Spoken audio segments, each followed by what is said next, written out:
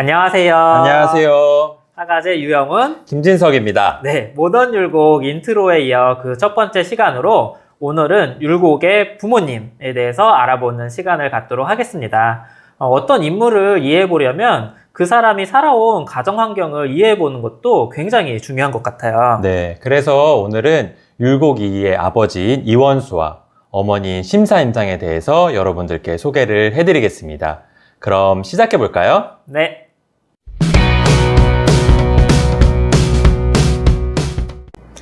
네, 율곡의 아버지에 대해서 먼저 알아보도록 하겠습니다.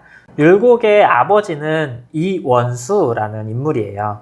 1501년에 태어나서 1561년에 돌아가셨습니다. 네. 네, 이 이원수의 본관이 바로 덕수이 씨예요. 네. 이 덕수이 씨 중에 우리에게 매우 친숙한 인물이 한 분 계신데 혹시 알고 계신가요? 제가 알고 있는 가장 친숙한 이씨 중에 네. 이순신이 있는데 혹시 이순신인가요? 네, 맞습니다. 우리에게 친숙한 인물인 이순신이 바로 이 덕수이 씨입니다. 이 덕수이 씨는 무관이 굉장히 유명한 집안이고요. 근데 이제 조선 중기가 되면서 저명한 문인들도 많이 나오게 돼요. 그 중에 유명한 인물이 이기와 이행이라는 형제가 있는데요. 네. 이 두 사람이 바로 이원수의 당숙입니다. 이제 당숙이라 하면 아버지의 사촌 형제를 뜻하죠. 네. 예, 그 이기는 우의정까지 지낸 인물로 윤원영과 을사사화를 일으킨 장본인이기도 하고요. 이행은 이기의 동생으로 역시 좌의정까지 역임한 인물입니다. 네. 이렇게 봤을 때 이원수의 집안이 그렇게 나쁜 집안은 아니었어요. 그랬네요. 예. 그런데 의외에 좀 사실이 한 가지가 있습니다. 무엇인가요? 네. 반면에 이 이원수는 과거를 통해서 관직에 나아가지 못하고 뒤늦게 음직으로 관직 생활을 시작하게 돼요. 네. 네. 조선시대에 이제 관직을 시작을 할 때 과거를 통해서 관직 생활을 시작을 할 수도 있지만 네. 내 조상 중에서 고위 공직자를 하신 분이 계시다고 하면 그거의 공로를 인정받아서 그 과거 시험 없이 관직 생활을 시작할 수 있는 제도가 조선시대에 있었습니다. 네. 그것을 바로 이제 음직이라고 하는 거고, 네. 과거가 아니라 조상님의 공덕으로 네. 관직을 얻게 되는 건데, 의외로 율곡이 13세에 진사초시에 합격한 것과 그러니까요. 대비되게 이원수는 이 음직으로 뒤늦게 관직 생활을 시작을 했습니다. 네. 그래서 여기서 첫 번째 포인트. 이원수는 공부나 출세에 뜻이 있었던 것 같지는 않습니다. 그래서 이걸 한번 기억하고 다음 장면으로 넘어가면 될 것 같습니다. 네. 이런 그 특성 때문인지 사실 이원수에 대한 기록이 많지는 않아요. 그래서 우리가 다음으로 살펴볼 기록 중 하나가 바로 이원수의 묘지문에 적힌 글인데요. 네. 한번 소개해 주시겠어요? 네. 율곡의 절친 중에 한 사람인 네. 성원이 있지 않습니까? 맞습니다. 그 성원의 아버지 성함이 성수침인데 성수침이 지금 여러분들께 소개해드린 이원수의 묘지문에 적은 글을 여러분들께 소개를 해드리겠습니다. 네. 공은 꾸밈이 없고 사치가 없었으며 재물을 다투지 않았다. 휴휴하게 선을 즐기니 옛사람의 풍모가 있었다. 라고 적혀 있습니다. 네. 다른 말들은 뭐 크게 어렵지 않은데, 휴휴라는 단어가 조금 낯선데, 네. 이 휴휴라는 건 어떤 뜻인가요? 동아시아 역사책인 서경에서 그 표현을 찾아볼 수가 있는데, 서경에 의하면 기심휴휴언 기여유용 이러한 문장이 있습니다. 네. 그 해석을 한번 살펴보면 그 마음이 곱고 고우니 포용력이 있을 것이다 라는 의미입니다. 네. 어떤 곱고 곱다고 표현을 했으니까 그 성품이 좀 선하고 어떤 맑고 이런 느낌을 표현한 것 같아요. 네. 네, 그래서 여기서 두 번째 포인트를 한번 살펴볼 수 있을 것 같습니다. 네. 이 율곡의 아버지인 이원수라는 인물은 일단 독욕심이 크지 않았다. 예, 재물에 대해서 뜻을 두지 않았고 그러한 성품이 반영돼서 굉장히 맑고 자유로운 그런 인물이었음을 우리가 느껴볼 수 있을 것 같습니다. 네. 근데 다음으로 살펴볼 기록이 율곡이 직접 쓴 선비행장에 나오는 기록인데요. 한번 네. 소개해 주시겠어요? 네. 율곡이 직접 쓴 글에 의하면 아버지를 어떻게 묘사를 했냐면요. 네. 아버님께서는 성품이 활달하여 가게를 돌보지 않아 살림이 잠옷 넉넉하지 못했다. 네. 이러한 글이 있습니다. 이게 굉장히 오묘한 느낌을 주는데. 뭔가 아버지에 대해서 무언가 조금 원망스러운 느낌도 네. 있는 것 같아요, 글 속에. 네, 그러네요. 그래서 여기서 세 번째 포인트를 우리가 짚어볼 수 있을 것 같은데, 이 이원수라는 인물은 집안의 가장으로서 카리스마 있게 가게를 책임지는 인물은 아니었던 것 같아요. 맞아요. 예. 그랬던 것 같아요. 그래서 우리가 살펴본 첫 번째, 두 번째 내용하고도 좀 연결되는 지점이 있는 것 같습니다. 맞습니다. 네, 그래서 이런 특성 때문인지 사실 인터넷에서 이원수에 대해서 찾아보면은 아주 뛰어난 아내인 신사임당과 또 뛰어났던 아들 율곡 이 사이에 어떤 끼인 되게 부족한 인물로 묘사되는 경우가 많아요. 근데 맞아요. 이러한 기록들을 어떻게 볼 것인가 저도 찾아보면서 좀 고민이 되더라고요. 네. 그래서 모던 율곡의 저자이신 김경우 교수님께 한번 의견을 여쭤봤습니다. 네. 자, 그래서 우리가 율곡 가족과 관련한 얘기들을 하려고 한다면은 자료의 근거에 의해서 얘기를 할 수밖에 없는데, 그런데 율곡이 아버지와 관련한 그런 이야기들은 사실 직접적으로 많이 남겨놓지는 않았어요. 선비행장 어머니에 대한 기록 가운데서 이제 일부가 있고, 그 다음에 성수침이라고 하는 인물, 우계 성원의 아버지 성수침이 이원수의 그 묘비명을 이제 쓰는 거, 그 정도. 그 다음에 송시열이 이제 남기기도 하는데, 그 내용들이 다 비슷비슷해요. 그러니까 아주 자세하지는 않아요. 그러니까 두루뭉술하게 이제 묘사되는데, 그거는 왜 그렇게 했어요? 특별히 드러낼 만한, 그 이력이 없는 거예요. 특히 이제 율곡의 아버지에 대한 기록이 정확하게, 이게 많이 나와 있지 않으니까 더더욱이나 부가되는 그 정보들을 덧붙여서 그에 대한 어떤 이야기를 만들어내는 과정들이 상당히 있었어요. 율곡의 아버지가 약간 좀 한량기가 있고, 뭐, 주막집 주모하고 애들 뭐, 일종의 그, something. 그 something이 도대체 뭔지는 모르겠지만은 그런 거. 이원수를 조금 뭐랄까, 바람둥이, 뭐 이렇게 가정을 돌보지 않는 사람, 이렇게 좀 모는 경향도 없지 않은 것 같아요. 그럴 경우에 이제 상대적으로 신사임당과 율곡에 대한 얘기들이 만들어질 수 있어요. 그 신사임당은 가족을 위해 헌신한 사람이다. 뭐 남편이 집안을 돌보지도 않았는데 식구들을 돌보고 먹여 살리고 그림을 팔아가지고 생계를 유지하고 그 가슴앓이를 그렇게 해서 결국은 죽게 됐다. 뭐 이렇게까지 얘기가 될 수 있잖아요. 뭐 그런 점은 없지는 않았던 듯한데, 그렇다고 해서 그런 얘기가 아버지 이원수가 남봉꾼이었다 뭐 이런 식으로까지 얘기되는 거는 좀 너무 확대 해석된 것은 아니냐. 그냥 호탕했던 것 같아요. 그냥 뭐 좋은 사람 정도였던 것 같아요. 우리가 뭔가 어떤 특정한 인물에 대한 정보를 취합하는 과정에서는 일종의 퍼즐 맞추기를 지금 해야 돼요. 그걸 하지 않고 크로스 체크를 하지 않으면은 굉장히 독단적인 얘기가 이제 생성이 되고, 그게 마치 정설인 것처럼 이렇게 얘기가 될 수 있는데, 그 점에 대해서 우리가 좀 특별히 주의를 요합니다. 네, 율곡의 아버지 이원수에 대한 포인트를 한번 정리해 보도록 하겠습니다. 네. 첫 번째, 이원수는 음직으로 관직을 시작한 것으로 볼 때 공부나 출세에는 뜻이 없었다 라는 점이 있었고요. 네. 두 번째는 묘지문의 기록으로 보아 꾸밈이 없고 재물에 욕심이 없으며 자유로운 분위기를 가진 성품의 소유자라고 추측이 됩니다. 네, 세 번째, 율곡이 직접 쓴 선비행장의 기록으로 봤을 때 이 이원수는 가장의 역할에 얽매인 것 같지는 않다라는 점을 기억하고 넘어가면 되겠습니다. 네.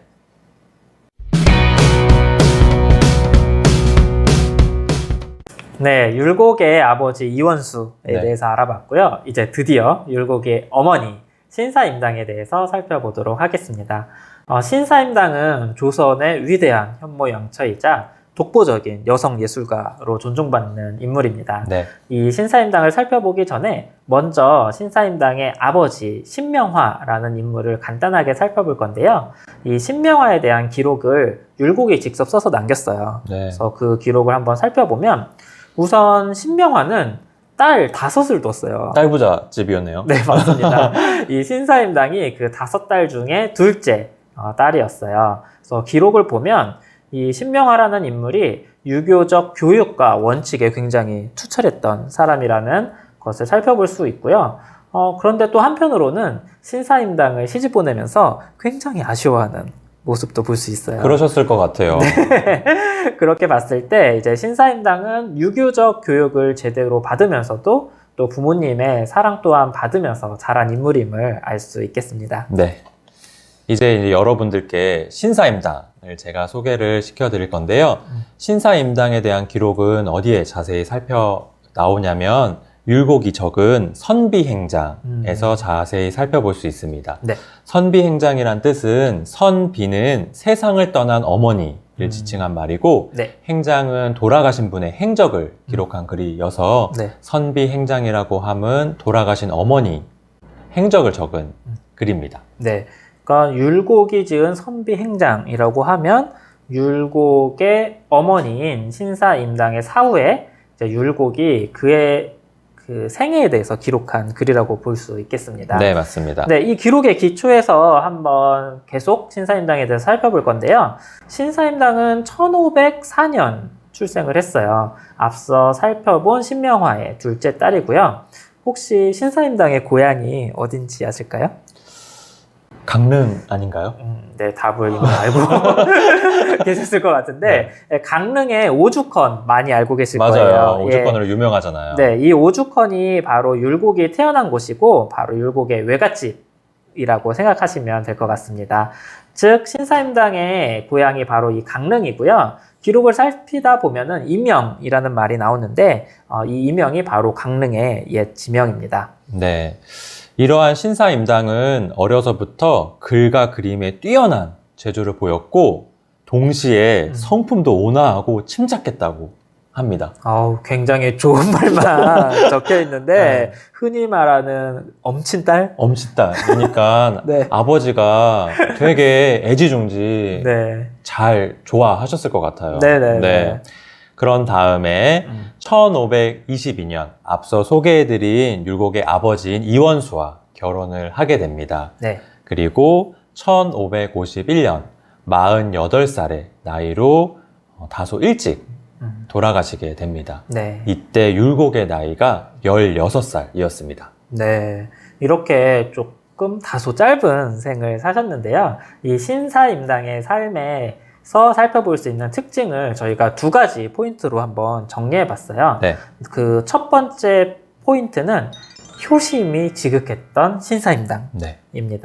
신사임당이 현모양처라는 타이틀로 주로 불리잖아요. 그런 이유 중에 하나가 바로 이 외할머니, 율곡의 외할머니, 즉 신사임당의 어머니에 대한 지극한 효심에 기초하고 있지 않나라는 생각이 듭니다. 네. 신사임당은 결혼 후 친정인 임영에서 살다가 얼마 지나지 않아 아버지 신명화가 갑작스럽게 돌아가세요. 그래서 1524년에 서울의 시댁으로 올라가서 서울과 강릉을 오가면서 생활을 하게 됩니다. 네. 아버지 신명화가 돌아가셨기 때문에 어머니가 홀로 강릉에 남아서 생활을 하셨을 거예요. 그래서 이 신사임당은 홀로 남은 어머니를 굉장히 애틋하게 생각을 했다고 해요. 그래서 율곡이 직접 지은 그 선비행장의 기록을 보면 신사임당이 강릉에 갔다가 서울로 돌아오는 중에 지은 시가 한 편 실려 있거든요. 네. 네, 그 시를 한번 소개해 주시겠어요? 네. 제가 천천히 그 시를 읊어드리겠습니다. 자친학발 제2명 머리 하얀 어머님을 임영에 두고 신향장안 독허정 서울을 향하여 홀로 가는 이 마음 회수 북촌 시일망 고개를 돌려 북촌 바라보노니 백운 비야 묘산청 흰 구름 날아내리는 저녁산만 푸르네.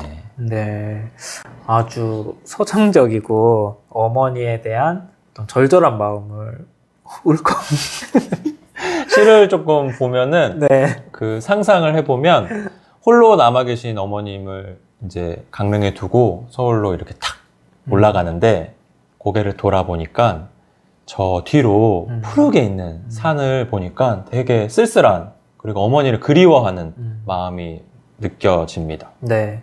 이런 마음은 굉장히 진정한 표현이었을 거예요. 그래서 지금 저희가 읽어도 그 마음이 그대로 느껴지는 그런 시였습니다. 맞습니다. 그래서 이런 신사임당의 효심은 분명 율곡에게 영향을 미쳤을 것입니다. 맞아요. 예, 그것을 보고 자랐으니까요.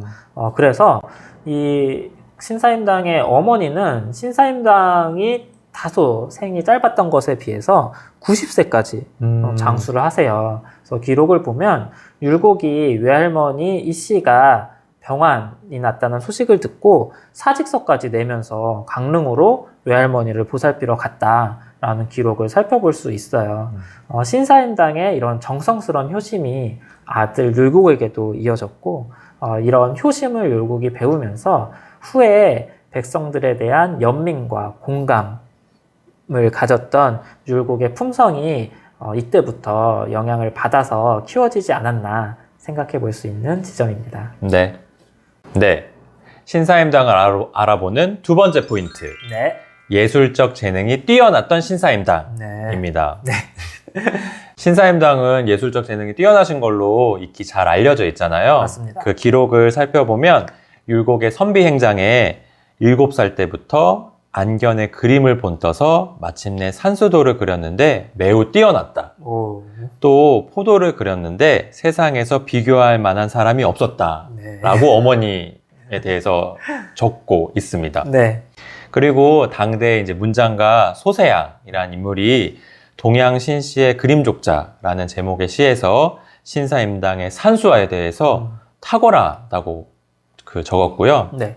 또 이문건의 묵제일기를 살펴보면 이원수를 소개할 때 산수화를 잘 그리는 신씨의 남편이라고 소개를 하고 있습니다. 네. 이런 기록들을 좀 주목해 볼 만한 게 당시 이제 산수화는 남성들의 전유물이었다라고 봐도 되는 그런 문화였어요. 네. 그런데 여성인 신사임당의 산수도에 대해서 이렇게 탁월하다라는 평가가 있는 것을 보면 상당히 신사임당의 예술적인 재능이 독보적이었다라고 볼 수 있을 것 같습니다. 맞습니다. 그래서 신사임당이 그린 그림을 한번 몇 가지 살펴보면 풀과 곤충을 그린 초충도, 또 풍경을 그린 산수도, 꽃과 나비를 그린 화접도 등이 있는데요. 인터넷을 보면 여러 작품들을 살펴볼 수가 있으니까 여러분께서도 신사임당의 작품들을 한번 천천히 살펴보시기 바라겠습니다. 네. 이런 예술적 재능은 보통 피를 타고 이어지잖아요. 맞아요. 그래서 신사임당의 첫째 딸, 즉 율곡의 누이인 임해창 또 예술적 재능이 매우 뛰어난 인물이었다고 하고요. 네. 또 특히 막내 아들인 이유, 그러니까 율곡의 동생은 시, 서, 화, 금에 두루 능한 사절이라는 소리를 들을 정도로 매우 뛰어난 예술적 재능을 보였다고 합니다. 네. 예, 이처럼 율곡은 예술적 감수성이 뛰어난 가족들에게 둘러싸여서 그 섬세한 감수성의 수혜를 듬뿍 받으면서 자랐을 것이라고 저희가 추측해 볼 수 있겠습니다. 네. 그래서 앞서서 이제 신사임당을 두 가지 포인트로 설명을 해드렸는데, 이러한 신사임당이 1551년 갑자기 병이 나 48살의 나이로 돌아가시게 됩니다. 네. 이때 율곡이 형 이성과 함께 아버지 이원수의 관직 수행을 따라 가 있었는데요. 돌아오는 길에 그 어머니의 부고 소식을 서강, 즉 지금의 마포 지역에서 듣게 됩니다. 율곡 전서 연보에도 이게 잘못된 기록인데, 어머니가 죽었을 때, 신사임당이 죽었을 때 3년생을 치렀다고 얘기하거든요. 근데 그게 뭐냐면은 아버지가 살아계신데 어머니가 돌아가시잖아요. 기년상이에요. 기년은 1년. 3년생을 하는 게 아니라 1년을 하는 거예요. 왜 그러냐면은 살아계신 아버지를 존중한다는 의미에서 그렇게 치르는 거예요. 그래서 그 율곡 연보에 보면 심상이라고 하는 표현이 나와요. 3년상이라고 하는 거는 건 좀 잘못됐고 1년 동안 하는 거예요.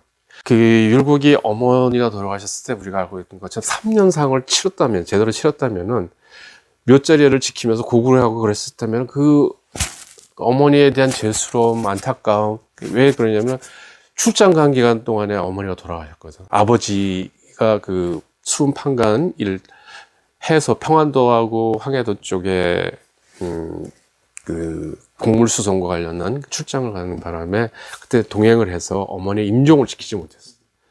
그게 어린 율곡의 심정에서는 너무너무 컸어. 예. 어머니가 스승이자 진짜 자유로운 어머니는 아니었던 것 같아. 알아서 해. 방치. 이번에 엄마가 바빴어. 시 쓰고 글씨 쓰고 그림 그리고 하는데 한번 생각해봐. 이게 뭐 일일이 자식도 챙겨주겠어? 그러니까 석봉이한테 글씨 쓰라고 엄마는 떡 쓸었듯이 옆에서 이제 그림 그리고 있으면 책 읽어라 했었던 것 같아.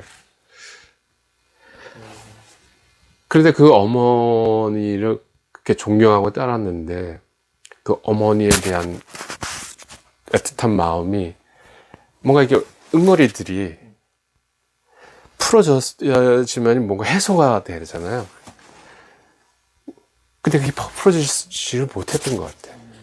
그러니까 방황했던 게 삶과 죽음에 대한 그런 회의, 번민 이런 게 제대로 묘자리를 3년이라도 지켰으면은 그 기간 동안에 뭐 곡을 하든 땅을 치든 뭐 하면서 적어도 자식의 도리로서 그걸 나는 어느 정도 했다라고 하는 일종의 한풀이를 할 수 있었던 것 같은데 그걸 못했던 것 같아요. 율곡은.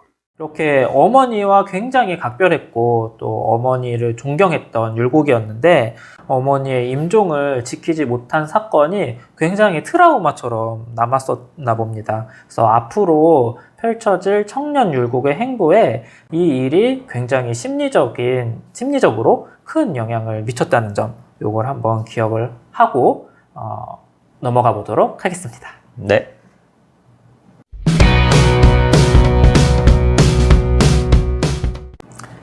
네, 지금까지 율곡의 아버지와 어머니 이원수와 신사임당에 대해서 살펴봤습니다. 아버지 이원수에 대한 기록은 많지 않았어요. 네. 그런데 그의 성품에 대한 기록을 볼 때 다소 한량 기질이 있으면서 맑고 자유로운 성격을 지닌 인물이었다고 볼 수 있었습니다. 이러한 이원수의 성품이 경계를 넘나들면서 과감한 행보를 보였던 율곡의 성격과 닮아있지 않나 이렇게 생각해 볼 수 있겠습니다. 네. 그 다음으로는 외가의 섬세한 분위기 속에서 자란 율곡입니다. 네. 네.